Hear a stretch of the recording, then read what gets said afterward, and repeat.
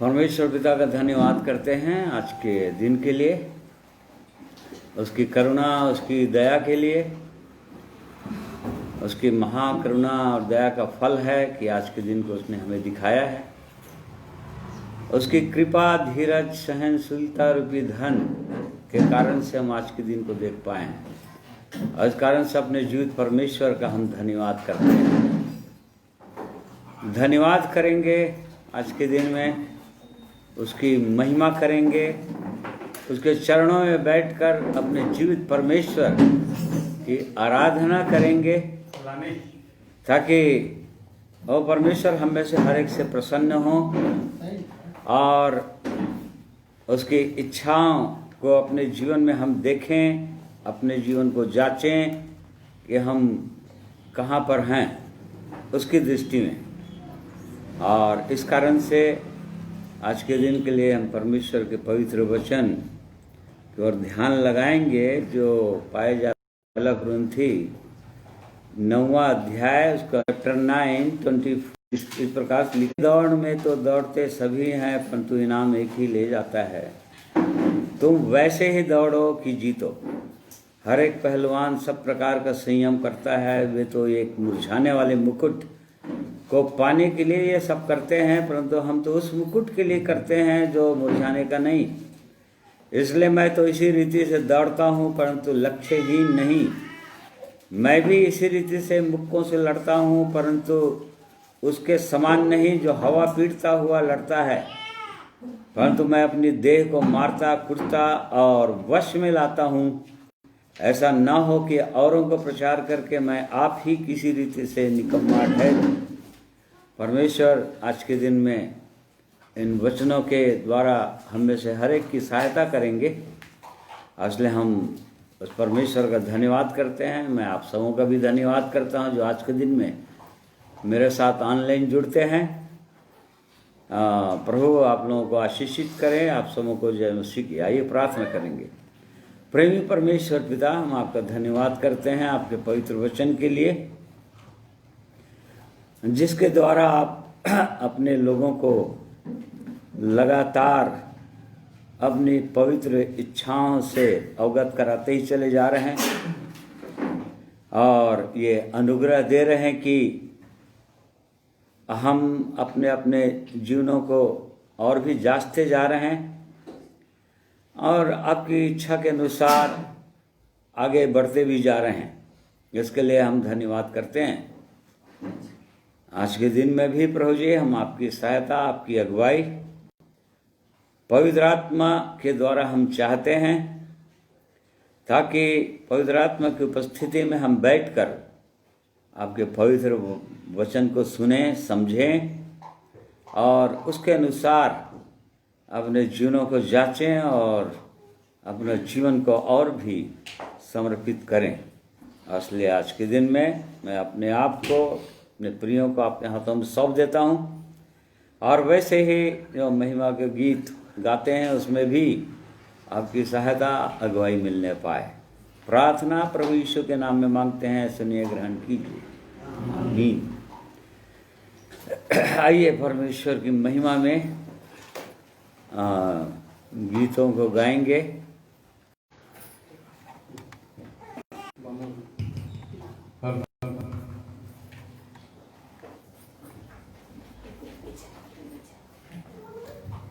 सबों को जय मसीह जी। प्रभु की स्तुति हो, परमेश्वर की महिमा हो। आइए हम प्रभु की महिमा में हम लोग गाएंगे जो राजाओं का राजा, प्रभुओं का प्रभु है।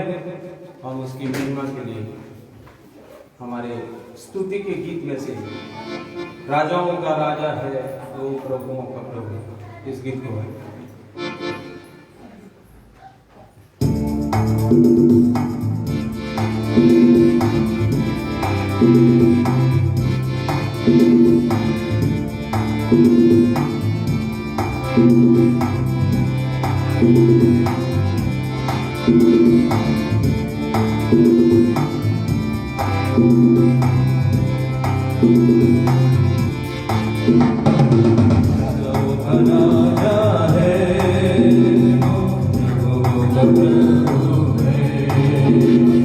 राजाओं का राजा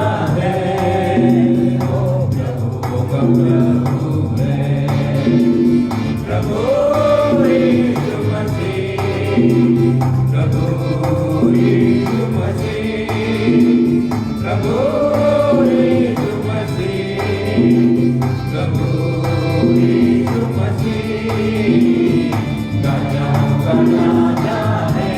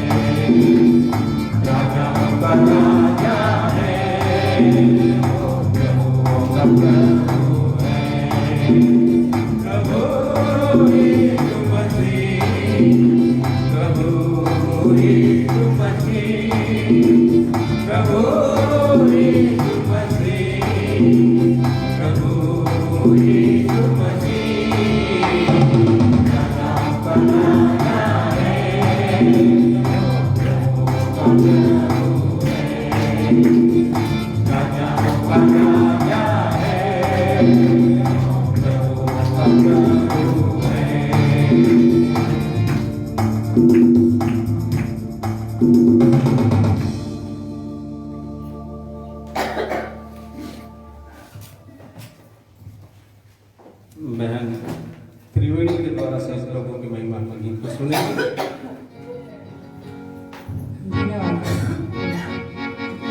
धन्यवाद करते हैं प्रभु परमेश्वर का। प्रभु की महिमा में एक छोटा गीत गाऊंगी।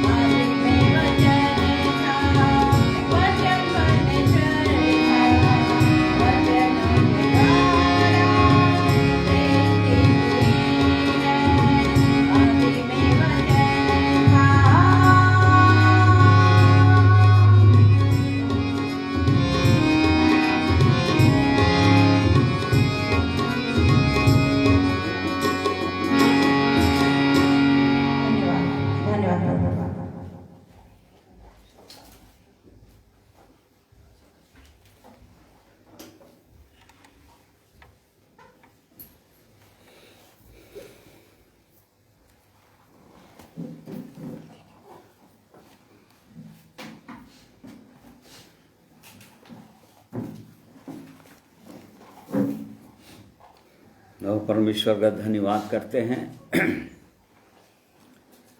उसके पवित्र वचन के लिए, जिसके द्वारा उसने सृष्टि की रचना किया है।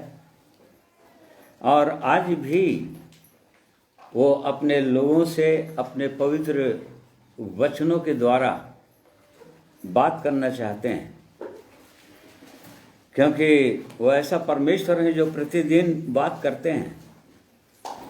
हम जब सृष्टि की रचना हुई, उत्पत्ति 1 अध्याय के अंदर हम देखते हैं प्रतिदिन परमेश्वर ने कहा, और तब सृष्टि की रचना हुई। जैसा परमेश्वर ने कहा वैसा होता चला गया। आज भी जब परमेश्वर हमसे कोई बातें करता है, तो यदि परमेश्वर ने बातें किया और हमने उसको सुना, तो हमारे जीवन में बिल्कुल वैसे ही होगा। और इस कारण से परमेश्वर आज के दिन में हम में से हर एक की सहायता करें कि हम परमेश्वर के पवित्र वचनों को ध्यान से सुने। जैसा कि हमने पढ़ा परमेश्वर के वचन में, पहला कुरिन्थी 9 अध्याय के अंदर जाता है, अर्थात ये मसीही जीवन एक दौड़ का जीवन है। दौड़ना आरंभ होता है। अब जब दौड़ना आरंभ होता है तो ये कहीं पर रुकना नहीं चाहिए बोलता है। जब रेस में कहीं पर भी जाएंगे, किसी भी रेस में जो दौड़ते हैं लोग, चाहे स्कूल में है, कॉलेज में हो, ओलंपिक रेस हो, मान लीजिए दौड़ते दौड़ते कहीं पर वो रुक गया तो फिर वो रेस में आगे बढ़ नहीं सकता, पहला नंबर नहीं पा सकता। उसी प्रकार से ये आत्मिक जीवन में ये आत्मिक दौड़ है, जिसमें दौड़ते सभी हैं परंतु इनाम एक ले जाता है। अर्थात तो परमेश्वर दौड़ आरंभ करते हैं, परमेश्वर के वचन के अनुसार दौड़ना, और उसके बाद बहुत अच्छा से आरंभ करते हैं, बहुत सुंदर विश्वास के साथ। परमेश्वर के पवित्र प्रेम उनको विवश करता है, कायल करता है, तोड़ता है। अपने पापों को देखते हैं परमेश्वर के प्रेम में, और पूरा निर्णय के साथ पूरा समझ आगे बढ़ना आरंभ करते हैं। सारे लोग बहुत सुंदर दौड़ते हैं, लगता है आखिरी में जहां पहुंचना है, जहां पर लक्ष्य है, जहां गोल है, या जो लाइन है, आखिरी लाइन, वहां पर दौड़कर कौन पहला आया, वो मायने रखता है। तो ये आत्मिक जीवन में हमने देखा है, मैंने देखा है अपने जीवन में, इस आत्मिक जीवन में सेवा काल के दौरान बहुत से लोग दौड़ते तो बहुत ही अच्छा हैं, आरंभ तो बहुत सुंदर करते हैं। कुछ लोग कुछ सालों तक अच्छा दौड़ते हैं, परंतु उसके बाद बहुत सारे लोग मैंने देखा आत्मिक जीवन में, उद्धार पाए हुए लोगों के जीवन में उनका दौड़ रुक जाता है, भटक जाते हैं, खो जाते हैं। कई लोग पीछे हट जाते हैं, कई लोग रुक जाते हैं, अब हम आगे नहीं दौड़ सकते, क्योंकि अब कठिन लगता है उनको। और इस प्रकार से जो इनाम है, जो रखा हुआ है, वहां तक पहुंच नहीं पाते। और इस कारण से यहाँ पर पौलुस प्रेरित बहुत जोर देकर कह रहा है कि दौड़ते सब हैं। उसका उदाहरण भी दिया, 1 कुरिन्थी 9 अध्याय में हमने पढ़ा, और उसके बाद 10वें अध्याय के अंदर उसी के कंटिन्यूएशन में यह अध्याय है। और पौलुस प्रेरित इस बात को बताना चाह रहा है कि हे भाइयों, मैं नहीं चाहता कि तुम इस बात से अनजान रहो कि हमारे सब बाप दादे बादल के नीचे थे और उन्होंने समुद्र के बीच में से पार हो गए, और सबने बादल में, समुद्र में मूसा का बपतिस्मा लिया, आत्मिक भोजन किया, आत्मिक जल पिए, आत्मिक चट्टान से पीते थे, परंतु उनमें से बहुतों से नहीं हुए।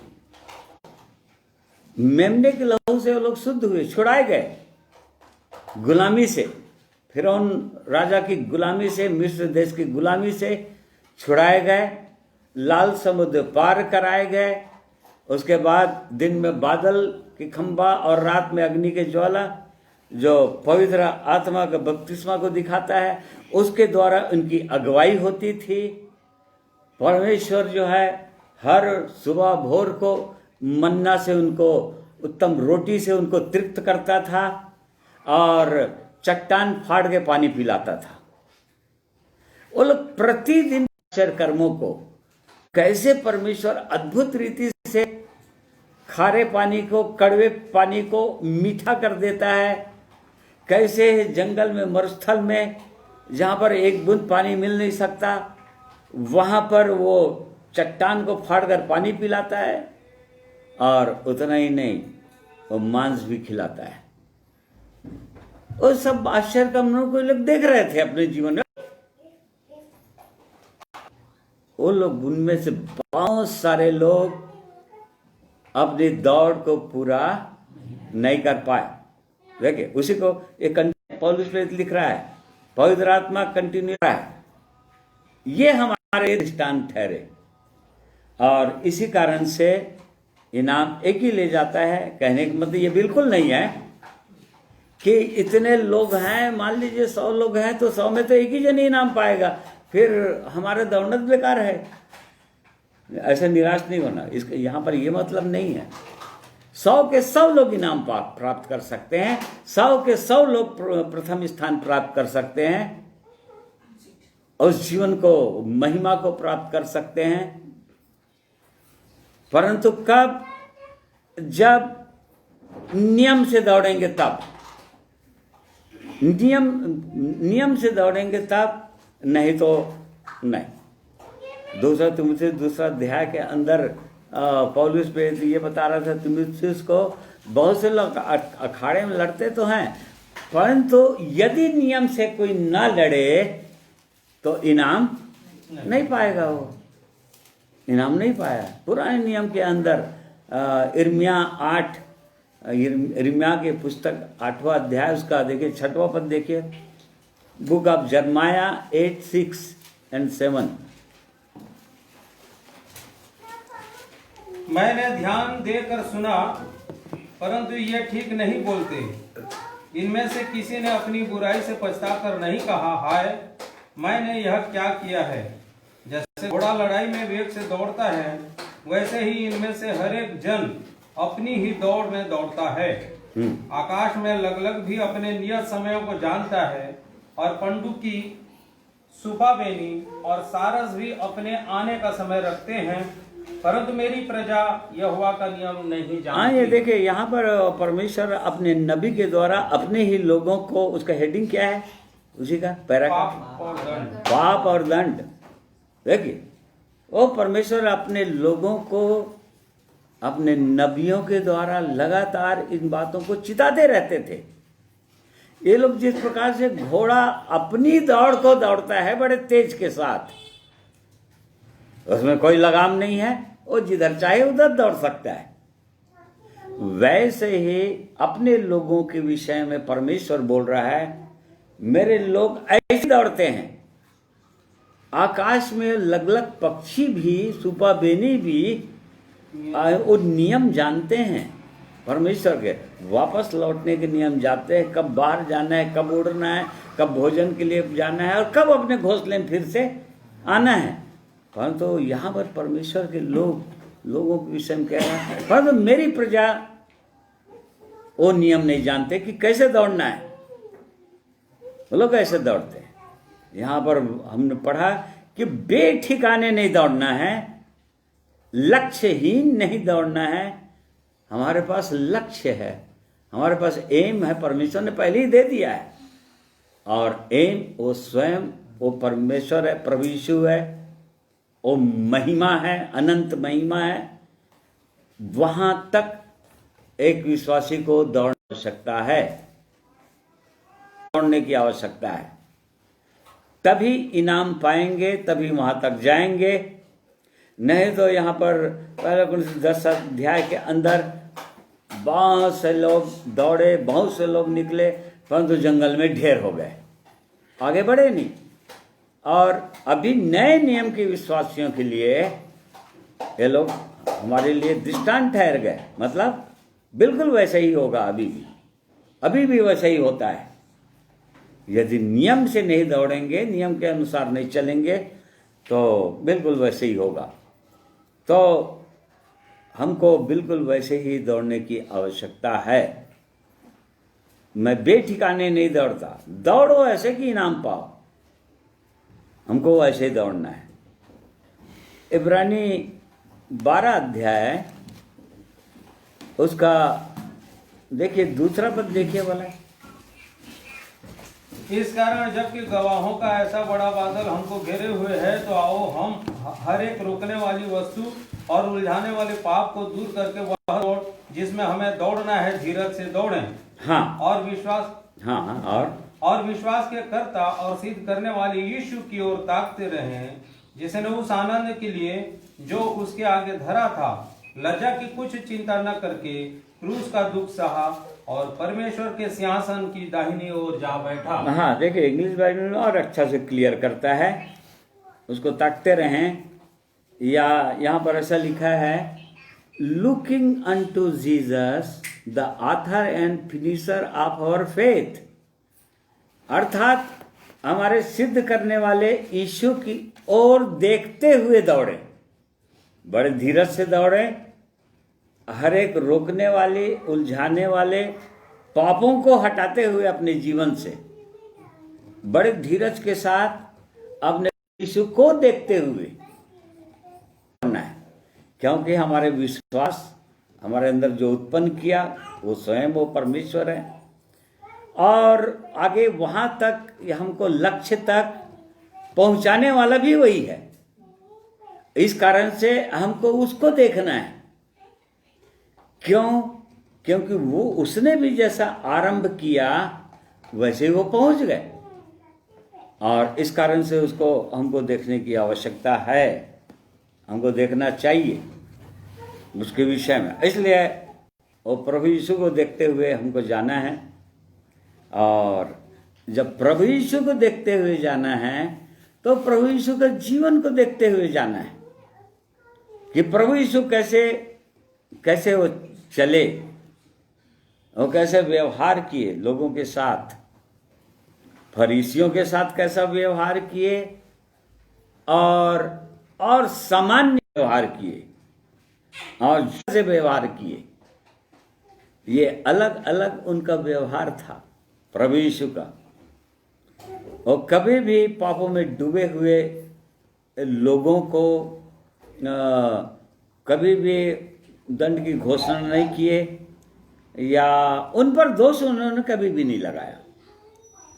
वो केवल दोष लगाते थे तो फरीसियों को, अगुओं को, शास्त्रियों को। क्यों? क्योंकि ये लोग पाखंडी थे। पाखंडी थे कहने के मतलब वो अपने तई, अपनी दृष्टि में अपने आप को बहुत ही धर्मी समझते थे, और पूरी रीति से व्यवस्था को हम मानते हैं, अपने आप को निर्दोष समझते थे। और इसी कारण से प्रभु यीशु जब कभी भी डांटे, कड़े शब्दों में या कठोर शब्दों में कहा, तो उनको कहा, हे कपटी शास्त्रियों, फरीसियों, हे अंधे अगुओं, सामान्य लोगों को कभी उसने नहीं कहा। और बहुत प्रेम से उनके साथ व्यवहार किया, जो पापों में डूबे हुए लोग। बगदलिनी, वो जो पापनी स्त्री थी, जो 5 पति कर चुकी थी, उसके साथ उसने कभी भी ऐसा व्यवहार नहीं किया कि उसको कभी डांटा नहीं, कभी उस पर दोष नहीं लगाया, परंतु उसे प्रेम से व्यवहार किया। क्यों? क्योंकि पापियों को ही बचाने के लिए आए थे प्रभु। और इस कारण से ये प्रभु की ओर देखना बहुत जरूरी है। कैसे वो उसने हमसे प्रेम किया। यूहन्ना 13 अध्याय, जॉन 13, गॉस्पेल ऑफ जॉन 13, उसका 1 और 2 पद पढ़िए। फसह के पर्व से पहले जब यीशु ने जान लिया कि मेरी वह घड़ी आ पहुंची है कि जगत छोड़कर पिता के पास जाऊं, तो अपने लोगों से जो जगत में थे जैसा प्रेम वह रखता था, अंत तक वैसा ही प्रेम रखता रहा। हाँ, देखिए, ये प्रभु यीशु ही हमको उसी को देखते हुए दौड़ना है, बोल रहा है। मतलब प्रभु यीशु का अनुकरण करना है कि कैसे वो चले। तो यहाँ पर लिखा है कि जैसा वो प्रेम आरंभ से करते थे वैसा ही प्रेम अंत तक करते रहे। कैसे? कब जानकर कि अब उनका अंत का समय आ गया है, अब उनको जाना है, इस दुनिया से अलग होना है, शरीर से अलग होना है और परमेश्वर के पास जाना है। ठीक है, बिल्कुल अंत तक प्रेम करते रहे। किन लोगों से? ये बिल्कुल उसके पकड़वाए जाने के, समझ जाओ, आखिरी समय था, आखिरी रात थी, और उस समय में प्रभु यीशु उनसे वैसा ही प्रेम करते रहे थे। उनको पता था यहूदा इस्करियोती उसको पकड़वा देगा। वो जानते, उसको छोड़, पतरस 3 बार उसको उससे मुकरेगा, उसका इनकार करेगा पूरी रीति से, उसको धिक्कारेगा कि मैं उसको जानता ही नहीं, ये कैसा मनुष्य है, मैं जानता ही नहीं। देखो, उससे पहले वो प्रभु प्रभु प्रभु प्रभु से नीचे कभी कुछ बोलते नहीं थे, परंतु ये कैसा मनुष्य मैं जानता ही नहीं। वो सब कुछ जानते थे, परंतु तो भी अंत तक प्रेम करते रहे।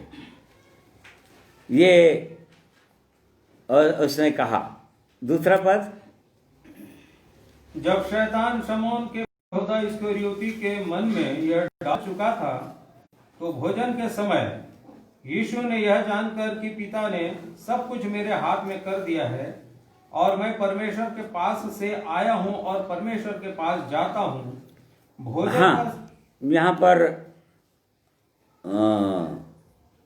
प्रभु इस बात को भी जान रहे थे कि शैतान जो है यहूदा के मन के अंदर इस विचार को डाल चुका था कि वो प्रभु यीशु को पकड़, उसके विचारों के अंदर उसको पकड़वाएगा ही वो।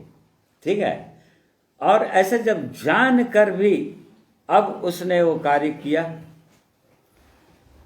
उसके उनके पहले पैर पोछे, अंगोछे से लेकर सारे चेलों के, सब जान रहे कि सब करेंगे, लोग सब छोड़ देंगे, परंतु उनका प्रेम, जो प्रेम का प्रमाण था, जो स्वयं प्रेम, वो परमेश्वर थे, उन्होंने प्रकट किया कि वो अंत तक प्रेम करते रहे, और वो हमारे आदर्श हैं।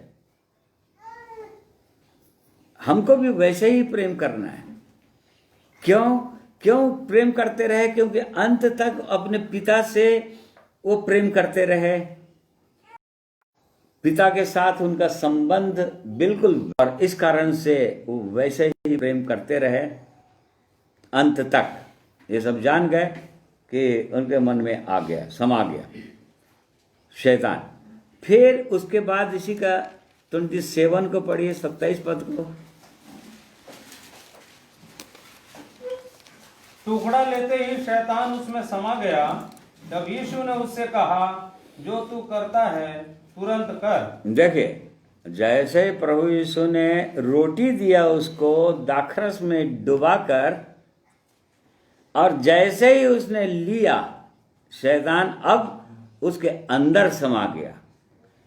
पहले उसके मन के अंदर डाला विचार, और तब फिर उसके अंदर आ गया। बिल्कुल ऐसा ही शैतान आज भी करता है विश्वासियों के जीवन में।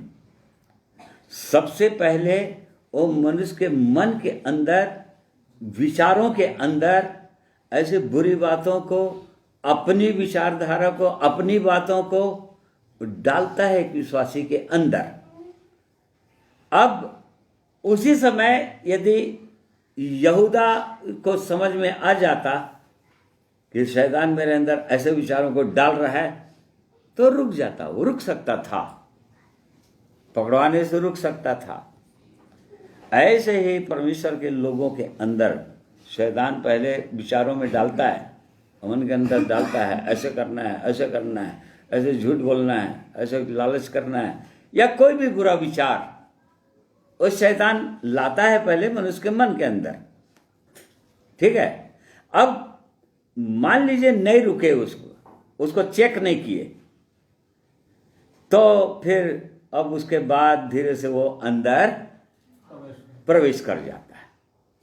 तो मसीही जीवन जो है, एक तो आराम का जीवन नहीं है, हर समय जीने का जीवन, सोने का जीवन नहीं है। प्रभु ने एक दृष्टांत बताया था, स्वर्ग का राज किनके समान है, उस उनके समान है जो अपने खेत में अच्छा बीज बोया, परंतु जब राज्य के लोग सो रहे थे तो दुष्ट ने क्या किया था, जंगली बीज अच्छी बीजों के बीच में डाल दिया। और तब बाद में उसको पता चला कि ये जंगली बीज कहाँ से आ गए। बिल्कुल वैसे ही ये सोने वाला जीवन नहीं है मसीही जीवन, जागने वाला जीवन, हर समय जागृत रहने वाला जीवन।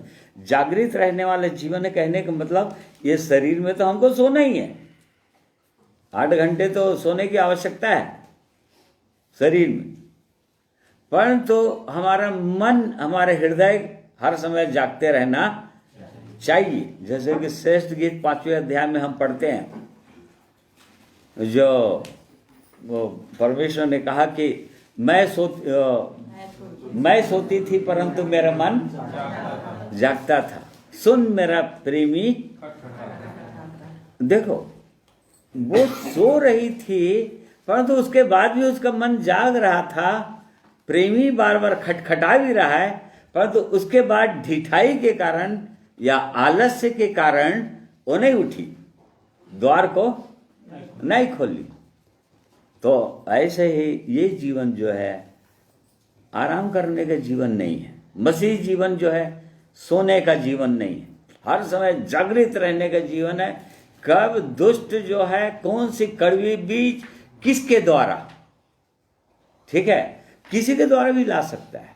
हमने रोमियो इब्रानी 12 में पढ़ा, हर एक रोकने वाले वस्तु, उलझाने वाले पाप, मतलब किसी कई परिस्थितियों के द्वारा वो शैतान हमारे जीवन में लाता है, या परिस्थितियों के कारण से एक विश्वासी गिर जाता है, या किसी मनुष्य के द्वारा मनुष्य इस मार्ग से हट जाता है, मनुष्य की ओर जब देखने लगता है, तब परमेश्वर को छोड़ के, प्रभु यीशु को छोड़कर।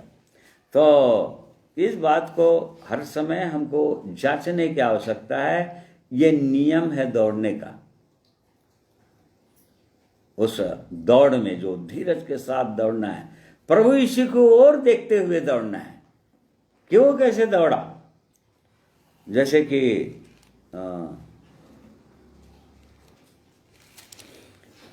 कई लोगों को के उदाहरणों से भी हमको सीखना है। इब्रानी 13 अध्याय उसके 7वां पद पढ़िए। जो तुम्हारे अगुए थे और जिन्होंने तुम्हें परमेश्वर का वचन सुनाया है, उन्हें स्मरण रखो और ध्यान से उनके चाल चलन का अंत देखकर उनके विश्वास का अनुकरण करो। हाँ, देखो यहाँ पर परमेश्वर बोल रहा है पवित्र आत्मा के द्वारा कि यहाँ पर केवल प्रभु यीशु को ही देखते हुए दौड़ना है, ऐसी बात नहीं। हो तो है, हमारा पहला आदर्श तो प्रभु यीशु ही है। और उसके बाद परमेश्वर के लोग हैं, जैसा कि यहाँ पर बोल रहा है वे थे जिन्होंने तुमको यहाँ पर पौलुस प्रेरित था, पतरस था, याकूब, यूहन्ना, प्रभु के चेले लोग जो वचन सुनाते चले गए, उनको भी देखते हुए चलना है। उनके अंत को कि क्या चीज को, हाँ उनके चाल चलन उसकी उसी के ऊपर पढ़ो फिर से। जो तुम्हारे अगुवे थे और जिन्होंने तुम्हें परमेश्वर का वचन सुनाया है उन्हें स्मरण रखो और ध्यान से उनके चाल चलन का अंत देखकर उनके विश्वास का अनुकरण। हाँ देखो, किस चीज का अनुकरण करना है? उसका विश्वास, उनके विश्वास का अनुकरण करना है। बहुत सारे लोग उनकी सेवा का अनुकरण करते हैं। वो ऐसे चंगाई करता है, मैं भी ऐसे चंगाई कर सकता हूं। वो ऐसा सिर में हाथ रखकर वो गिरा देते हैं, मैं भी ऐसा कर सकता। सेवा का अनुकरण करने के लिए नहीं बोला। सेवा का अनुकरण करेंगे क्या? पौलुस प्रेरित की सेवा का अनुकरण कोई करेगा क्या? प्रभु यीशु की सेवा का अनुकरण कोई करेगा क्या? उनके विश्वास का अनुकरण करना है, उनके विश्वास का अंत का अनुकरण करना है, अपने अगुओं का, जो परमेश्वर के लोग हुए। बहुत से लोग कहते हैं अपनी सेवा के दौरान भी, इस बात को मैं जाना हूं, जब आ जाता है जीवन में, जब सब कुछ जान जाते हैं और तब कहने लग जाता है किसी के या किसी के द्वारा समझने पर क्या लिखा है परमेश्वर को वचन ये कह रहा है, अपने अगुओं का भी उनके विश्वास का अनुकरण करो। को उनके विश्वास कहाँ तक कैसा, हाँ उनको मरने तक ये मत करो। यदि विश्वास में परमेश्वर जन कहीं आगे चलकर भटक गया तो बस वहीं पर रुको। हमको नहीं भटकना है, वो भटक गए तो भटक गए, हमको भटकने की जरूरत नहीं। अब उनका अनुकरण नहीं करना है। हाँ, यहाँ तक उनका जीवन ठीक था, अब यहाँ पे उनके जीवन में गिरावट आ गया, खत्म। अब उनके पीछे हमको नहीं चलना है या उनके विश्वास का अनुकरण नहीं करना है, परंतु प्रभु के लोगों का अनुकरण करना है। ये ऐसा करते हुए जब आगे बढ़ेंगे, प्रभु यीशु को देखते हुए, मत्ती 14 अध्याय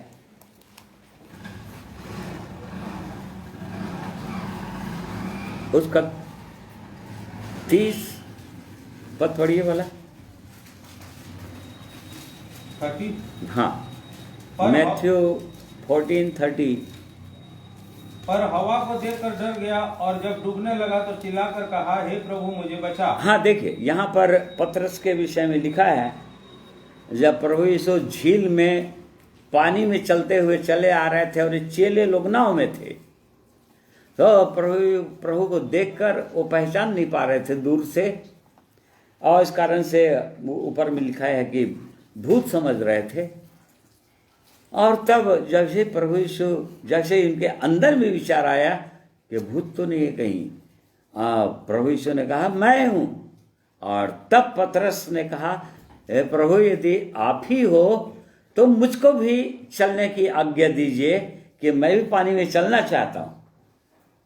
और प्रभु ने कहा चलो आओ। और पतरस चलने लगा, पानी में चलने लगा। परंतु फिर पढ़ो 30 पद। पर हवा को देखकर डर गया। हाँ देखो, जब तक पतरस प्रभु यीशु को देख रहा था,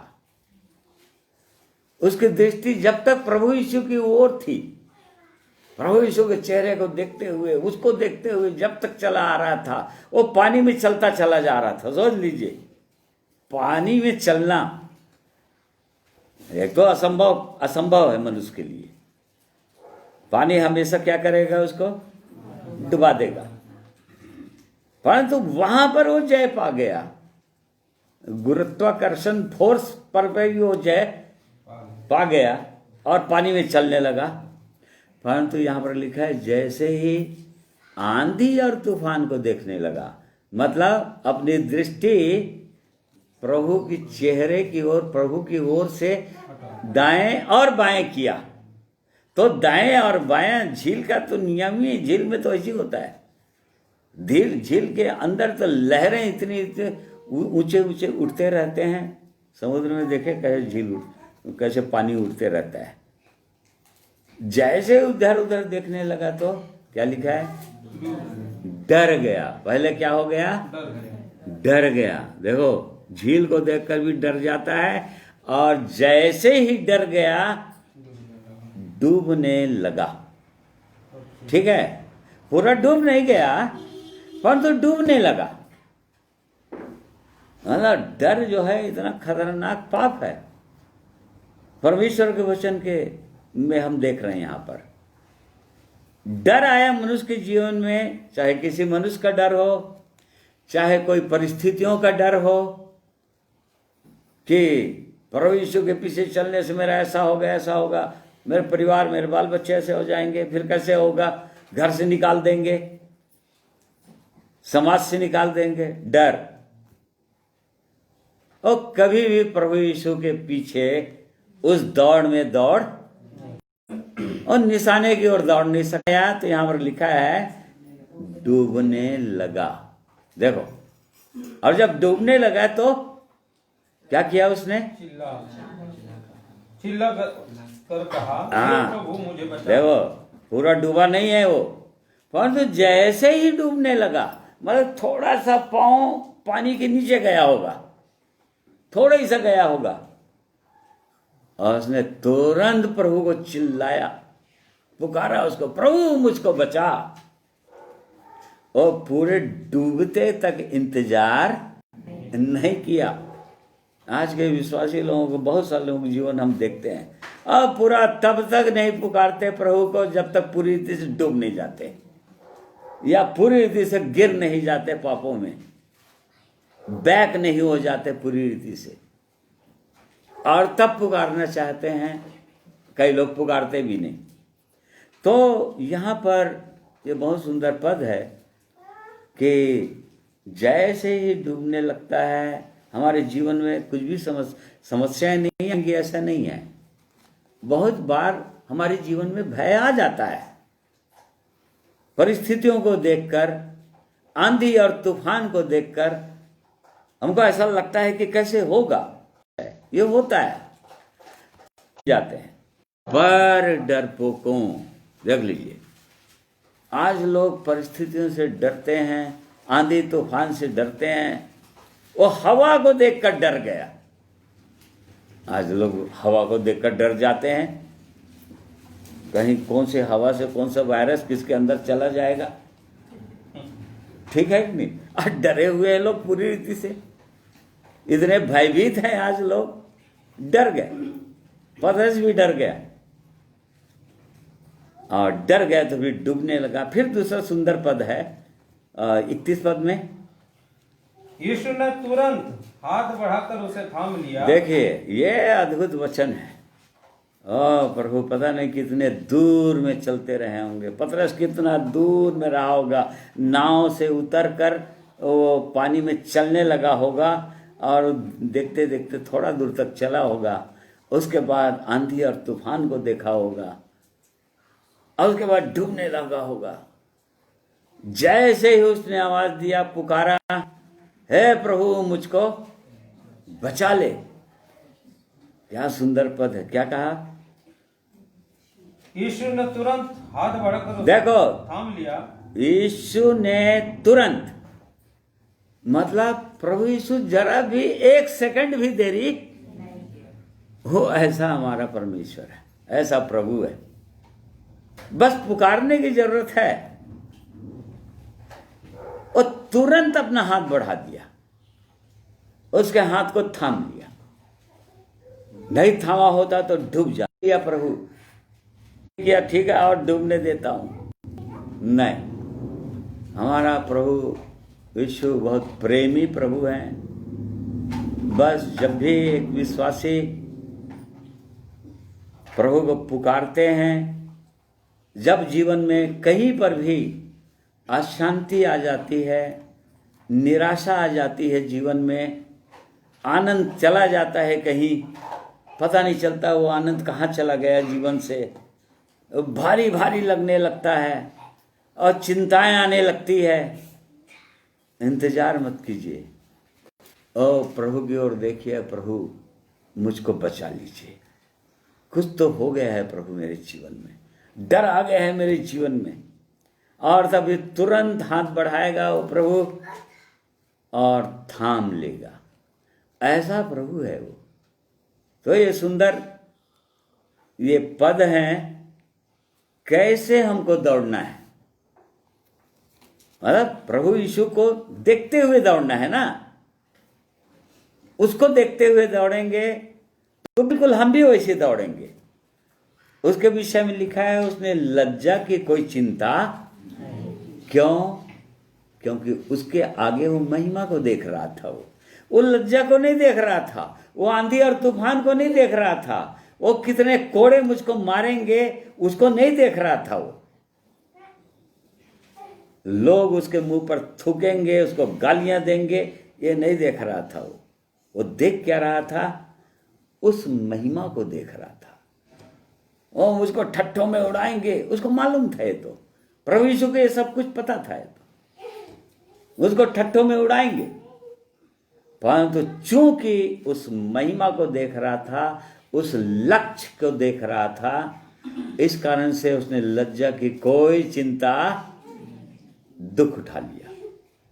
क्योंकि वो महिमा, पौलुस कहता है, उस महिमा, पल भर का हल्का सा क्लेश उस महिमा के सामने कुछ भी नहीं है। देख लो, ये पल भर का हल्का सा क्लेश बोलता है इसको। पौलुस बोल रहा है पल भर का हल्का सा क्लेश। पौलुस बोल रहा है कहने का मतलब उसने अपनी गवाही दिया कि कैसा क्लेश उठाया उसने। पूरा एक लिस्ट 2 कुरिन्थी 11 अध्याय के अंदर दिया है। कैसा कष्ट उठाया उसने, कैसा क्लेश से गुजरा और प्रभु की कैसे महिमा किया। अब वो कह रहा है कि हल्का सा क्लेश था ये उस महिमा के सामने। ओ स्वर्ग, जो परमेश्वर के साथ में जाऊंगा, परमेश्वर के समान बन जाऊंगा, प्रभु यीशु के समान में अनंत महिमा, अनंत काल तक उसके साथ में रहूंगा। उस महिमा के सामने ये तो बिल्कुल हल्का सा है, छोटा सा है, कुछ भी नहीं है, थोड़े दिन का है। ये उसका टारगेट था। ऐसे दौड़ने के लिए बोल रहा है। जो लोग इस प्रकार से दौड़ते हैं, प्रभु के साथ चलते चलते चलते चलते ऐसा दौड़ते, इसी कारण से पौलुस कह सका। दूसरा उदाहरण हमारा आदर्श पौलुस, यूहन्ना। पौलुस ने कहा 1 कुरिन्थी 11 के पहला पद में, मेरी नाई चलो क्योंकि मैं मसीह की नाई चलता हूं। मतलब पौलुस की नाई हमको चलना है, उसको देखते हुए चलना है। हमारा मेन टारगेट जो है, हमको देखना प्रभु यीशु को, उसको ताकते हुए। परंतु उसके अनुसार और कौन कौन लोग चले, अपने अगुओं को देखो, अपने वो परमेश्वर के लोगों की ओर देखो, वो लोग कैसे चले। वो तो चलते ही रहा, वो तो आराम नहीं किया। वो कहीं पर पौलुस के विषय में नहीं लिखा है कि वो आराम किया। उसने कहा प्रेरितों का 20 अध्याय के अंदर 24 पद में कि मैं अपने प्राण से नहीं डरता कि मेरा प्राण जाएगा, बस एक काम करना चाहता हूं, मैं अपनी दौड़ को पूरा करना चाहता हूं। और तब फिर जब तीमुथियुस को लिख रहा था पत्र, जब उसका अंतिम समय आ गया था, अब पौलुस को पता चल गया था आत्मा में कि अब मेरा अंतिम समय है जेल के अंदर, रोमन्स जेल के अंदर। उसको पता चल गया था कि अब मेरा अंत आ गया।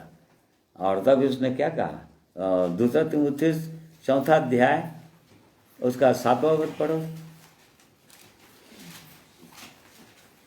मैं अच्छी कुश्ती लड़ चुका हूँ, मैंने अपनी दौड़ पूरी कर ली है, मैंने विश्वास की रखवाली की है। देखो, यहाँ पर पौलुस अपनी गवाही दे रहा है। मैं अच्छी कुश्ती लड़ चुका हूं। कौन सी कुश्ती? विश्वास की कुश्ती। दूसरा अध्याय में लिखा हुआ है, विश्वास की कुश्ती में अच्छी तरह से लड़ चुका हूं। शैतान बहुत बार विश्वास को मेरा डगमगाना चाहा। आंधी और तूफान मेरे विश्वास को डगमगाना चाहे।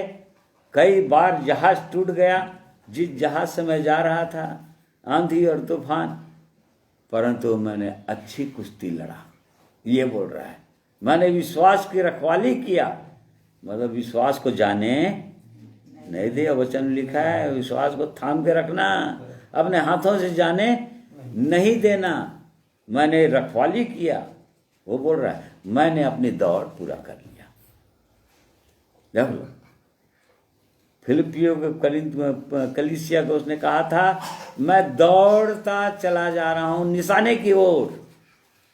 अभी पाया नहीं हूं मैं, अभी बहुत दूर है, बचा है, मंजिल बहुत दूर है, परंतु मैं दौड़ता चला जा रहा हूं और मेरे को अपनी दौड़ को पूरी करना ही है।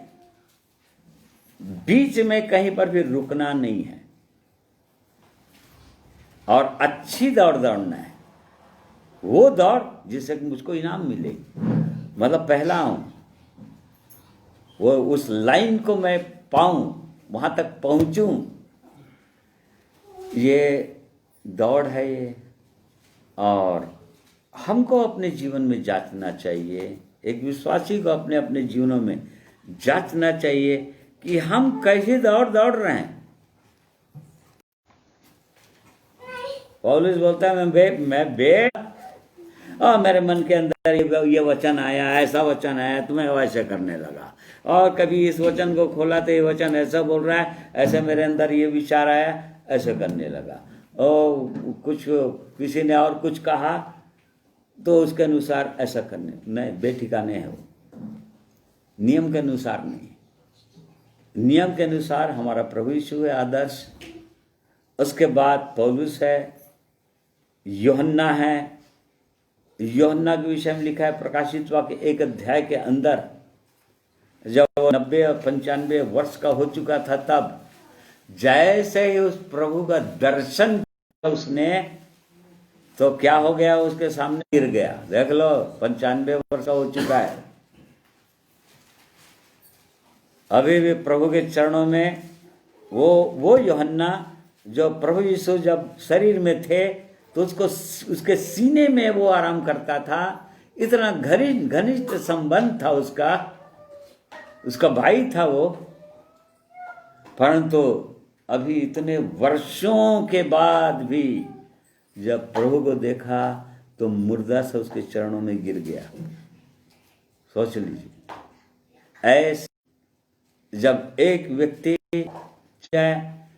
प्रभु के प्रेम में, प्रभु के वचन में, प्रभु अपनी महिमा अपने वचन के द्वारा वो प्रकट, ठीक है, हम उसको धुंधला सा देखते हैं। पौलुस ने कहा 1 कुरिन्थी 13 अध्याय में, जब मैं बालक था तब बालकों की सी बातें करता था, परंतु जब सयाना हो गए तो बालकों की सी बातें छोड़ दिया। बालकों की सी बातें मतलब उसे मन मुटाव करना है, अरे वो ऐसे है, उससे बात नहीं करना है, वो वैसी है, वो बहन वैसी, वो भाई वैसे, नहीं, ये बालकों सी बातें हैं। छोटी छोटी बातों में बुरा मान जाना, छोटी छोटी बातों में झगड़ा लड़ लेना, एक दूसरे की बुराई करना, यहाँ पर लिखा है मैं बालकों की बातें। अब दर्पण में धुंधला सा दिखाई दे रहा है मुझको। क्या दिखाई दे रहा है? प्रभु दिखाई दे रहा है मुझको तो वचन में, उसकी महिमा दिखाई देने लगा है मुझको तो उसके पवित्र वचन में। इस दर्पण, वचन रूपी दर्पण में उस प्रभु यीशु की महिमा को मैं देखने लग गया हूं अब तो। इसलिए अब इन बाकी चीजों के लिए मेरे पास समय ही नहीं है, उसकी महिमा में ही अब आगे बढ़ना है मुझको, बोल रहा है। तो इस प्रकार से ये दौड़ को हमको पूरा ही करना है, ऐसे दौड़ना है कि हम इनाम पाएं। हमारे सामने बहुत सारे लोगों को उदाहरण है, कैसे ये लोग दौड़े, प्रभु के लोग कैसे दौड़े। पतरस कैसे दौड़ा, वो दौड़ते ही चला गया, दौड़ते ही चला गया, अंत तक वो अपनी दौड़ को पूरा किया। देखो, प्रभु यीशु के लिए वो मारा गया, उल्टा क्रूस पर चढ़ाया गया। देख लो, पूरे चेले अंत तक दौड़ते रहे, प्रभु के लिए वो लोग बलिदान हो गए, अंत में बलिदान हो गए वो लोग बीच में रुके नहीं कहीं पर भी, वो अपनी दौड़ को वहीं पर स्टॉप नहीं कर दिए। आज जैसे बहुत सारे लोग आरंभ तो बहुत सही करते हैं, कितना अच्छा आरंभ किए मायने नहीं, ज्यादा मायने नहीं रख रहा है। देख लीजिए, कितना भी बहुत अच्छा आरंभ हुआ जीवन, मन फिराव का जीवन, सुंदर बहुत दिन का समर्पण के जीवन, बहुत जोश का जीवन, गवाही के जीवन, परंतु अंत तक क्या वैसे ही जीवन रहेगा? अंत तक वैसे जीवन रहना चाहिए, तब दौड़ पूरी होगी और तभी वो इनाम मिलेगा। इनाम मिलेगा मतलब उस प्रभु की महिमा में हम प्रवेश करेंगे, उसको वैसे ही देखेंगे जैसा वो है और उसके समान हो जाएंगे। ऐसे लिखा है पहला यूहन्ना 3 अध्याय में, हम अपने प्रभु यीशु के समान हो जाएंगे और उसके साथ वो अनंत महिमा में उसके साथ हम जीवन भी व्यतीत करेंगे, हमेशा हमेशा के लिए। ये परमेश्वर की सीधी इच्छा है। प्रिय भाइयों और बहनों, ये परमेश्वर का पवित्र वचन है और इसलिए हम सबों को जांचना चाहिए।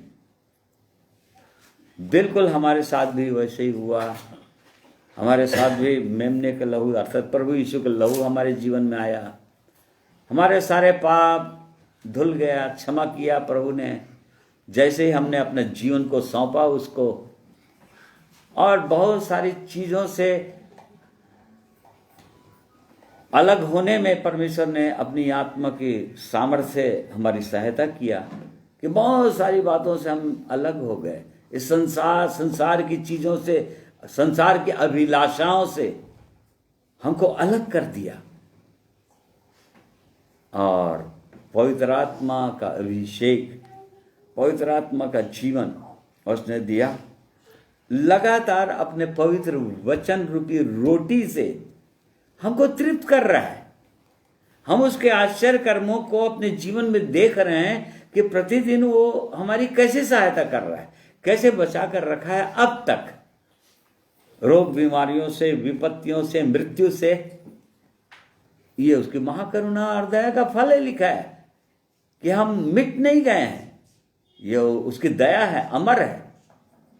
और इस कारण से ये परमेश्वर का पवित्र वचन के अनुसार हमको जांचना ही चाहिए कि क्या मैं अपनी दौड़ जैसा आरंभ किया था, क्या वैसे ही दौड़ना अभी भी, या बीच में कहीं पर अटक गया। जैसे कि कलीसियाओं को लिखते समय वो पवित्र आत्मा वो बोलता है प्रकाशित वाक्य में, मैंने तुम्हारे किसी काम को पूरा होते हुए नहीं पाया। मतलब तुम दौड़ रहे थे, बहुत अच्छा दौड़ रहे थे और प्रेम में भी चल रहे थे, परंतु अब तुम्हारा प्रेम ठंडा हो गया। क्या हो गया? दौड़ रुक। गलतियों को लिखते समय बोलते थे, फिर किसने तुमको रोक दिया? कैसे तुम्हारा दौड़ समाप्त हो गया? क्या हो गया? हमको जांचना चाहिए अपने जीवन को। कौन से विचार, कौन से कड़वी जड़ और दुष्ट हमारे विचारों के अंदर डाल दिया, किसके द्वारा डाल दिया? कौन सी ऐसी परिस्थितियां आ गई जीवन के अंदर? कौन सा भय आ गया? किसका भय आ गया जिसके कारण से वो दौड़ जिसको हमको दौड़ना चाहिए रुक गया? वो प्रेम जो आरंभ में था, वो प्रेम वो कहां चला गया? खत्म हो गया वो प्रेम। इस्राएलियों के समान या प्रेमियों के समान तुम्हारा प्रेम तो वो भोर के समान है, भोर के ओस के समान है। भोर को ओस पड़ता है और उसके बाद थोड़ा सा सुबह होता है, थोड़ा सा धूप निकलता है, उसके बाद ओस खत्म। तुम्हारा प्रेम तो वैसे ही है, मतलब जैसे ही कड़ा जीवन आता है, जैसे संकट आता है, जैसे ही संसार के अंदर विपरीत परिस्थितियां आती, तुम्हारा प्रेम कहाँ चला जाता है, विश्वास कहाँ चला जाता है। प्रभु यीशु ने पतरस को डांटा, बाद में डांटा उसने, पहले नहीं डांटा उसने। पहले तो उसको बचाना था, क्योंकि डूब रहा था वो। उसने पुकारा, प्रभु तुरंत उसका हाथ थाम लिया। उसके बाद उसने कहा, तेरा विश्वास कहाँ था, हे अविश्वासी, तेरा विश्वास कहाँ था। तो मेरे विश्वास किधर चला गया, डर समा गया। जहां अविश्वास आया मतलब डर आएगा। इसलिए परमेश्वर इन वचनों के द्वारा हम में से हर एक की सहायता करें। प्रिय भाइयों और बहनों, बहुत गंभीरता के साथ ये अनमोल जीवन दिया है प्रभु हमें, और बहुत ही अनमोल है ये जीवन। लाखों करोड़ों में वो चुनता है परमेश्वर, और प्रभु ने चुना है और चुनकर समीप आने दिया है, बोल रहा है, ताकि उसके भवन के चिकने चिकने पदार्थों से हम तृप्त हों, उसके उत्तम आशीषों से हम उसका अनुभव करें, उसके आनंद, उसकी शांति, उसका प्रेम, उसके बड़ा अनुग्रह, उसके सामर्थ्य को ये सुंदर जीवन दिया है। और इस कारण से हमें गंभीर होना ही चाहिए, बहुत ही गंभीर होना चाहिए। बहुत गंभीरता के साथ परमेश्वर के वचन को हमको लेना चाहिए, और इसमें परमेश्वर हमें से हर एक की सहायता अगुवाई करे, हर एक को प्रभु आशीषित करे। आइए एक गीत और सुनेंगे, उसके बाद प्रार्थना के साथ समाप्त करेंगे।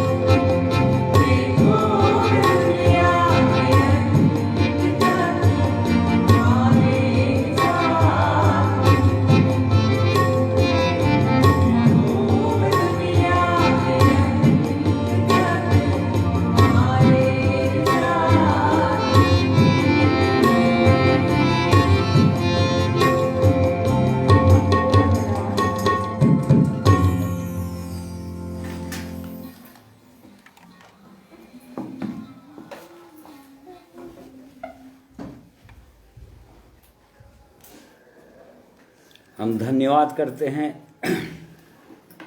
अपने प्रभु यीशु का, जिसने अपने चेलों को प्रतिज्ञा किया कि मैं इस जगत के अंत तक मैं तुम्हारे संग रहूँगा।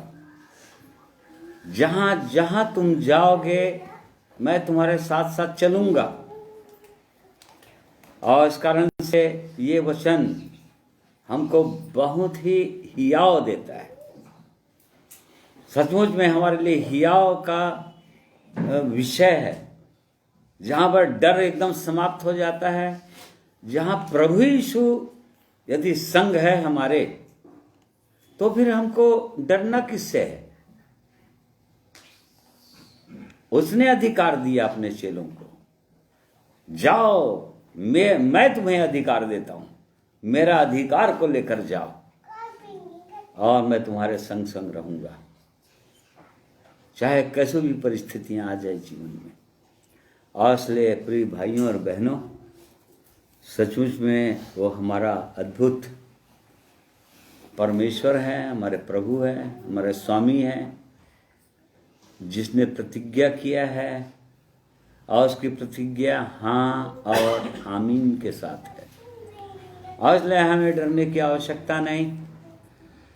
जिस दौड़ को हमने आरंभ किया है, यदि आरंभ कर लिया है तो, और जो लोग आरंभ नहीं किए हैं वो लोग कर लीजिए, आरंभ कर लीजिए उस दौड़, मन फिरा लीजिए, प्रभु यीशु के पास आ जाइए उसके पवित्र प्रेम की ओर देख लीजिए, क्रूस की ओर, और उसके लहू से धुल जाइए, शुद्ध हो जाइए और उस दौड़ को आरंभ कर लीजिए। ये महान परमेश्वर का पवित्र प्रेम है, उसकी बुलाहट है और उसकी प्रतिज्ञा है कि अंत तक वो हमारी सहायता करते ही रहेंगे। हर परिस्थितियों में जब जब हम उसको पुकारेंगे वो हमारी सहायता करेंगे। हमने देखा उसके पवित्र वचन में। इसलिए परमेश्वर इन वचनों को हमें से हर एक के जीवन के अंदर प्रकाशित करें, हमारे हृदय के अंदर जैसे ही हमारा जीवन हो। और इसलिए दाव देता है प्रभु, क्यों जीवन का स्वामी, सारी सृष्टि का मालिक, अनंत परमेश्वर यदि किसी के साथ है तो हमें डरने की कोई आवश्यकता नहीं है, घबराने की कोई आवश्यकता नहीं है। प्रभु हमारा उत्तर है, हर एक बातों में वो समाधान है हमारे। और इसलिए हम धन्यवाद करते हैं आपके पवित्र वचन के लिए। प्रेमी परमेश्वर, आज के दिन के लिए, सुंदर समय के लिए जो आपने हमें दिया, कि आपके पवित्र वचनों के द्वारा हम अपने आप को देख सके हैं कि हमारी दौड़ कैसी है। क्या प्रभु यीशु आपको देखते हुए हम दौड़ रहे हैं? हर एक उन पापों को, उलझाने वाली वस्तुओं को अपने जीवन से हटाते हुए अपने सिद्ध करने वाले यीशु, प्रभु यीशु, आप हमारे उद्धार के कर्ता हैं। आपने हमारे अंदर विश्वास डाला है, विश्वास के करता हैं आप, और सिद्ध भी आप करेंगे, करते चले जा रहे हैं। इसके लिए हम आपका धन्यवाद करते हैं। और एक दिन उस अनंत महिमा में हम बड़े आदर के साथ प्रवेश करेंगे प्रभु, यदि हमारी दौड़ आपके पवित्र वचन के अनुसार पौलुस के समान, पतरस के समान और भी आपके पवित्र लोगों के समान, जिन्होंने अपनी दौड़ पूरी करके आपके पास चले गए, अनंत आनंद और शांति में हम भी एक दिन चले जाएंगे प्रभु। और इसलिए धन्यवाद करते हैं आपके पवित्र वचन के लिए। आपने आज के दिन में हमारी सहायता, हमारी अगुवाई किया है। धन्यवाद के साथ इस प्रार्थना को प्रभु यीशु के पवित्र नाम में मांगते हैं, सुनिए, ग्रहण कीजिए। आमीन। प्रिय भाइयों और बहनों, मैं आप सबों का धन्यवाद करता हूँ जो लोग आज के दिन में भी मेरे साथ ऑनलाइन और ऐसे भी परमेश्वर के पवित्र वचन को सुनने के लिए अपना बहुमूल्य समय को निकाले। प्रभु आप सबों को बहुतायत से आशीषित करें। आप सबों को जय मसीह।